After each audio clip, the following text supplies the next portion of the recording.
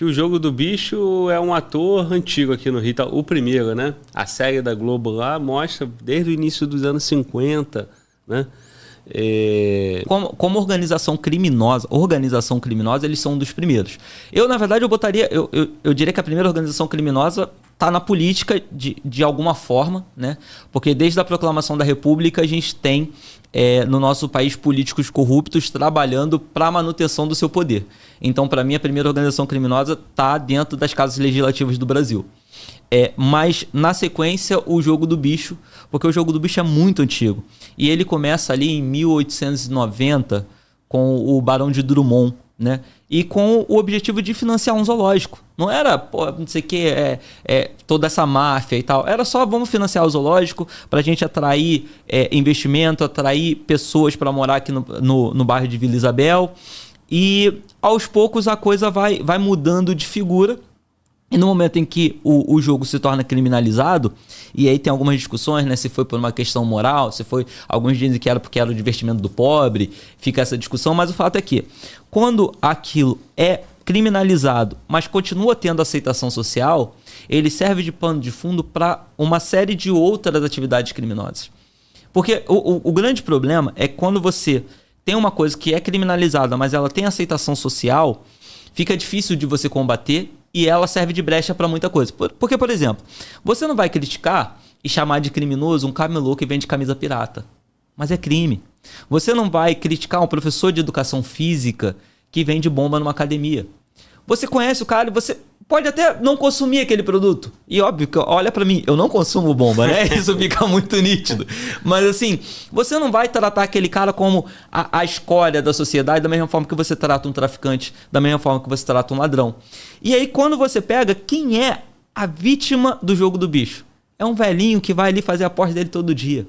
O criminoso do Jogo do Bicho, que tá à mostra, né, que tá à vista do cidadão, é um velhinho sentado num bar na esquina. O anotador. O anotador. Então, assim, não tem reprobabilidade social. O problema é que, não tendo reprobabilidade social e sendo uma atividade criminosa extremamente lucrativa, o cara precisa justificar aquele dinheiro.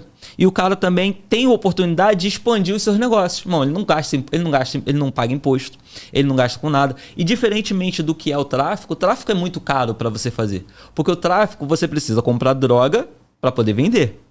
Se você ganha o dinheiro e você anda vendo. Mas primeiro você teve que gerar um produto. O Jogo do Bicho não é um serviço. Então a estrutura necessária para você ganhar dinheiro com o Jogo do Bicho é muito mais barata, muito mais simples, porque você não precisa ter um fuzil com cada velhinho que tá na esquina ali da Tijuca de Copacabana. Não precisa, irmão. É muito mais simples. Você tá entendendo? E aí, conforme isso vai acontecendo, vamos botar assim, o que acontece? Quando você pega ali o Castor de Andrade, lá nos anos 70, 80, quando ele começa a assumir o império do pai, o negócio do pai, né? Ele se aproxima de setores populares da sociedade. Carnaval, futebol. E começa a ser uma pessoa muito influente. E o negócio era de tão baixa reprobabilidade social que tem reportagem, e você vai ver isso no documentário, o repórter indo na banquinha do Jogo do Bicho entrevistar o apontador. E o que é mais interessante é que até hoje, apesar de toda a discussão, apesar da gente saber a violência que há por trás do Jogo do Bicho, os caras são chamados de bicheiro. E perceba, estuprador não é chamado de estuprador, é chamado de suspeito. Ladrão é chamado de suspeito. Assaltante é chamado de suspeito. O bicheiro é chamado de bicheiro, aparece no documentário, a mulher do bicheiro também aparece no documentário, todo mundo fala que é bicheiro e tá tudo bem. Eu até trouxe, cara, eu trouxe muita coisa aqui, muito papelzinho hoje. Vai gostar? Essa reportagem aqui é de ontem, ó, dia 5. Tá? Não, de ontem não, perdão. É que eu ia trazer outra. Essa aqui é do dia 2 de dezembro de 2023. Olha o que tá escrito aqui, ó. Rainha da mocidade e esposa de bicheiro. Antes de falar o nome da mulher, destacaram que ela é esposa de bicheiro. Fabíola de Andrade fala da preparação para a estreia no Carnaval da Mocidade Independente. Cara, olha isso. Irmão, se alguém me chama de namorado de traficante, da traficante, eu ia ficar bolado, parceiro. Eu ia ficar bolado. Agora tá exposto na internet a mulher como esposa de bicheiro. Glauber, não dá. Quer dizer que é sutil, né? É mais sutil, mais suave do que o traficante. Ninguém se importa. A verdade é que ninguém se importa. com o bicheiro. Tá entendendo? E isso tem uma construção tão antiga que facilita. Porque todo mundo sabe quem é, mas ninguém vai sair do ambiente porque o cara chegou. Ninguém vai pressionar. E aí a gente tem uma lista, né? De pessoas que foram corrompidas por esses caras. Eu trouxe aqui, daqui a pouco eu falo alguns nomes. E o problema é que... então você está falando que o jogo do bicho não é problemático? Não, o jogo do bicho é problemático. Por quê?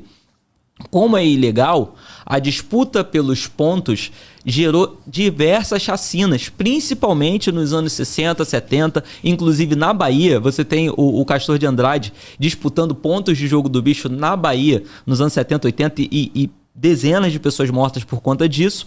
E da mesma forma que o tráfico, outros crimes vão se escondendo por trás do jogo do bicho. Por quê? Como eles têm poder, eles têm dinheiro, eles corrompem juízes, corrompem policiais, corrompem todo mundo. E aí um cara que comete um crime que não tem poder aquisitivo suficiente para corromper uma estrutura muito grande, chega para um bicheiro e fala: seja meu padrinho, me acoberte aí atrás de você. E aí essa estrutura se torna um guarda-chuva de proteção criminal. Porque o cara ele tem dinheiro suficiente para proteger toda essa galera. Então assim, não dá pra gente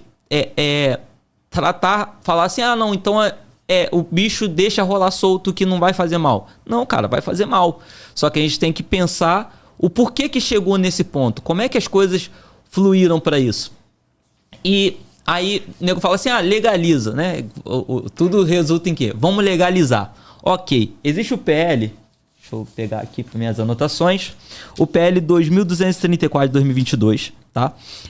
Que tá sendo votado agora e está quase sendo aprovado. Que envolve as casas de aposta também. Casas de aposta, corrida de cavalo e inclusive o jogo do bicho, nominalmente. Tá? O jogo do bicho está lá nominalmente como jogo do bicho. E aí, o que me chama a atenção é o seguinte. Nessa lei dos cassinos, eles disseram que cada estado pode ter um cassino.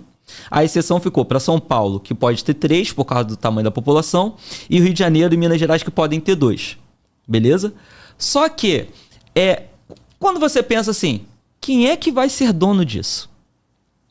Você acha mesmo que alguém que tem hoje um império, que tem juízes na mão, que tem promotores, que tem políticos, que tem delegados, todos na mão, vão aceitar que agora que abrir um projeto de lei, vai vir um cassino estrangeiro lá de Las Vegas e vai se instalar aqui? Não vai, irmão. Aí quando você vai olhar a questão de bingo e o jogo do bicho dentro desse mesmo projeto de lei, eles falam assim, vai poder ter um bingo e um gerente de jogo do bicho a cada 700 mil habitantes. Em cada cidade, ou quando a cidade tiver mais de 700 mil habitantes, um para cada 700 mil habitantes. Mas é uma entidade credenciada. Ou seja, vai continuar um monopólio.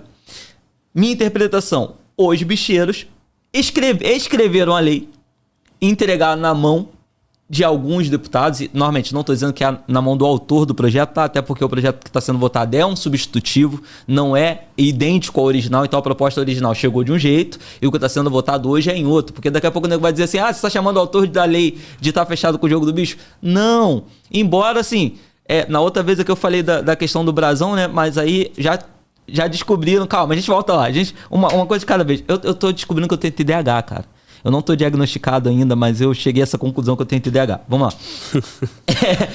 Calma que tem tempo para falar de tudo. Tem tempo, vamos lá. E aí o que acontece? Simplesmente o projeto de lei garante o mesmo monopólio que os bicheiros já têm hoje.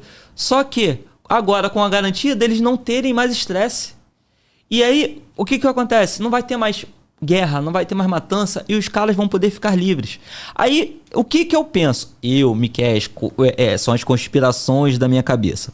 Nesse exato momento em que está sendo votado um projeto para a legalização do jogo do bicho, nós temos dentro do nosso Congresso uma ala conservadora que vai ter uma tendência a se opor aos cassinos, vai ter uma tendência a se opor ao jogo do bicho ser legalizado, tal como essa bancada se opõe à legalização das drogas. E nesse exato momento em que isso está acontecendo, cada vez mais se fala em jogo do bicho, diversos documentários saem mostrando os bicheiros de maneira extremamente humanizada. A Xana, que é filha do bicheiro Maninho, chorando. Estão matando todos os meus familiares no documentário. Cara, assim, pode ser muita coincidência tentar humanizar o bicheiro, porque, cara, olha isso, é o bicheiro dando depoimento num documentário que fala sobre os crimes que eles cometem. E, meu irmão, olha só, cara, nós não combinamos isso. Quando eu pensei nesse podcast contigo, cara, uma da perguntas que eu ia te fazer é essa, cara. Qual é a lógica que tem a Globo, né? Se o Jogo do Bicho tem essa influência toda no estado do Rio, principalmente, até no Brasil, qual é a lógica da Globo fazer um documentário e o bicheiro participar desse documentário dando entrevista? Eu vi... Não tá estranho isso, cara? Salvo engano, o Bernardo Belo, acho que foi o Bernardo Belo que falou. Sim, ele que fala. Botar a cara na TV é uma forma de se proteger, porque se matarem ele, agora sabe quem foi. Um dos bicheiros que aparece, eu tenho quase certeza que foi o Bernardo Belo, falou exatamente isso. Mas assim, cara, o formato do documentário é um negócio pra exaltar. E quando você pega no primeiro programa, no primeiro episódio, rola uma cena que tem um apontador dando entrevista e chega supostamente um policial corrupto numa moto sem placa. E ele fala, pô, mas você conhece os caras e tal, não sei o quê. E aí o apontador fala pra ele assim, olha, não se preocupa não, porque o documentário é pra enaltecer o jogo. O apontador, ele destaca isso. Então, assim, no momento em que o Congresso está quase aprovando um projeto de lei para liberar o Jogo do Bicho no Brasil, sai um documentário falando e mostrando toda a relação com a cultura, com o samba, com o carnaval. E assim, para mim foi um negócio muito mais propaganda do que realmente uma crítica social ao negócio. Tanto que, não assim, é combativo, não né, é combativo, entendeu? Você tem, antes disso, um pouco antes, você teve um documentário também, Lei da Selva, que você tem a participação, por exemplo, do Marcelo Adnet. O Marcelo Adnet é o narrador do documentário. Cara, o Marcelo Adnet é comediante que... Há um tempo atrás, numa das primeiras entrevistas que ele deu no programa do Jô, ele faz toda uma piada sobre o Jogo do Bicho, explica como é que funciona e fala que aquilo era um hobby, era uma curiosidade. Nada contra, irmão. O cara pode ter um hobby, pode ter uma curiosidade de pesquisar. E se ele jogar também, como eu falei, não tem reprobabilidade social. Se você descobre, Glauber, que o teu pai joga no bicho, você só vai falar pra ele assim, pai, cuidado aí pra não perder todo o dinheiro. Mas você não vai enfiar teu pai numa clínica de reabilitação. A verdade é essa, irmão. Ninguém vai ficar preocupado. Pô, minha avó é viciada, mano. Minha avó não... Pô, maior vergonha de falar. Minha avó joga no bicho. Ninguém vai ter essa reação, você tá entendendo?